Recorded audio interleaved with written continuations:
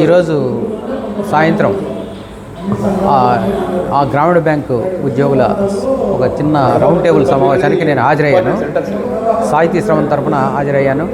ఇక్కడ ప్రధానమైన అజెండా ఏంటంటే ఈరోజు మొత్తం అన్ని బ్యాంకులను విలీనం చేస్తున్నారు మన గ్రామీణ బ్యాంకులు.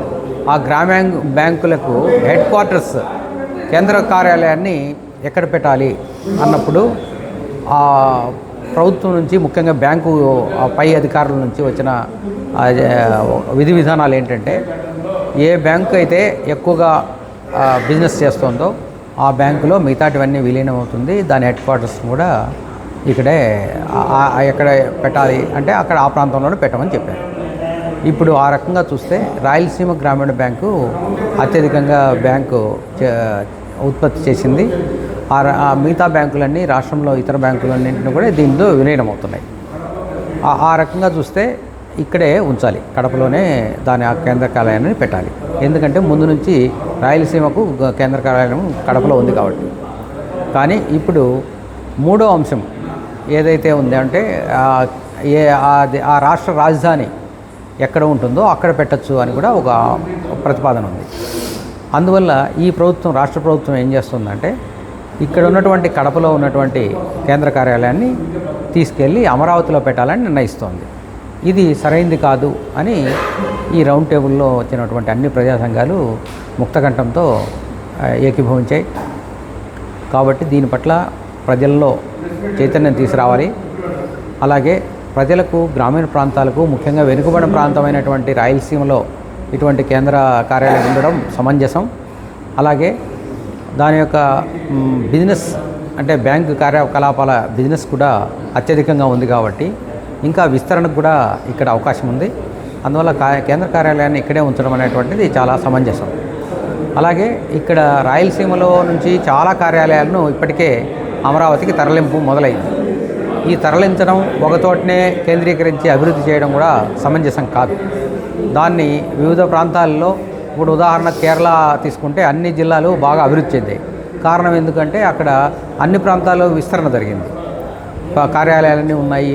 అందువల్ల ఆ రాష్ట్రంలో అన్ని జిల్లాలు అభివృద్ధి చెందాయి. ఇక్కడ మాత్రము మనకు అభివృద్ధి ఒకచోటే జరగడం వలన గతంలో ఎట్లా హైదరాబాద్ అభివృద్ధి చెందిందో, తక్కిన ప్రాంతాలన్నీ ఎలా అభివృద్ధికి నోచుకోలేకపోయినాయో అదే పరిస్థితి మళ్ళీ పునరావృతమయ్యే అవకాశం ఉంది. అలా కాకుండా మళ్ళీ అమరావతి అభివృద్ధి చెందడం ద్వారా మిగతా ప్రాంతాలు వెనుకబడిపోతాయి. ఆ ఉద్దేశంతో తీసుకున్నప్పుడు మనకు రాయలసీమలో ఈ ప్రధాన కార్యాలయాన్ని దీన్ని ఇక్కడే ఉంచడం అనేటువంటిది సరైన చేస్తుంది. అలాగే ఇతర కార్యాలయాన్ని కూడా తరలింపును మనం వ్యతిరేకించాలి. ఎందుకనంటే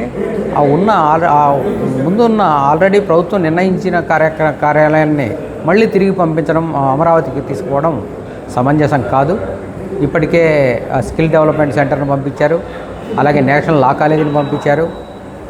ఇంకా హైకోర్టును ఉన్న ప్రతిపాదన ఎత్తేసేసి బెంచ్ మాత్రమే అంటున్నారు. ఇట్లా అన్ని ఇంకా కార్యాలయాలను చాలా వాటిని తరలించేదానికి సిద్ధంగా ఉన్నారు. హ్యూమన్ రైట్స్ కమిషన్ కూడా తరలింపు జరుగుతోందంటున్నారు. కాబట్టి ఇటువంటివన్నీ కూడా భవిష్యత్తులో చాలా రాయలసీమ ప్రగతికి పెద్ద ఆటంకంగా నిలుస్తుంది. అందువల్ల ఇక్కడున్న ప్రజానీకానికి మేము కోరుతున్నది ఏంటంటే ఇది అభివృద్ధి, రాయలసీమను ఉన్నటువంటి ఏ కార్యాలయాలు ఉన్నాయో వాటిని ఇక్కడే ఉంచాలి. తర్వాత ఇక్కడ ఉక్కు పరిశ్రమను కూడా తప్పకుండా స్థాపించాలి. ఇది కేంద్ర ప్రభుత్వం ఇచ్చిన హామీ, దాన్ని కూడా ఇక్కడ అమలు చేయాలి. ఆ రకమైనటువంటి చర్యల వల్లనే ఇక్కడ రాయలసీమ అభివృద్ధి చెందుతుంది తప్ప లేదంటే ఇంకా వెనుకబడే అవకాశం ఉంది. అందువల్ల మేము ప్రజలుగా, మొత్తం కవులుగా, రచయితలుగా మేము ఇది కోరుతున్నాం. దీన్ని చైతన్యం చేయడం కోసం ఒక కవి సమ్మేళనాన్ని, వద్దొద్దు తరలింపు అనే అంశంతో కూడా ఒక కవి సమ్మేళనాన్ని, జనకవనాన్ని ఏర్పాటు చేస్తాం. అలాగే 4 జిల్లాలలో, ముఖ్యంగా ముందు ఉమ్మడిగా ఉన్నటువంటి 4 జిల్లాలు అనంతపురం, కర్నూలు, చిత్తూరు, అక్కడ కూడా ఇటువంటివి కార్యక్రమాలు చేస్తాం. అట్లాగే రౌండ్ టేబుల్స్ కూడా చేయడానికి దోహదపడతాము మేము. ఈ కార్యక్రమాన్ని ఈరోజు అందరూ ముక్తకంఠంతో ఏకీభవించి ఒక ఐక్యతా రాగాన్ని ఆలపించారు. ప్రజలు కూడా దీన్ని గమనించి ప్రజలు సహకరించాలని, ఇందులో భాగస్వాములు కావాలని కోరుతున్నాం.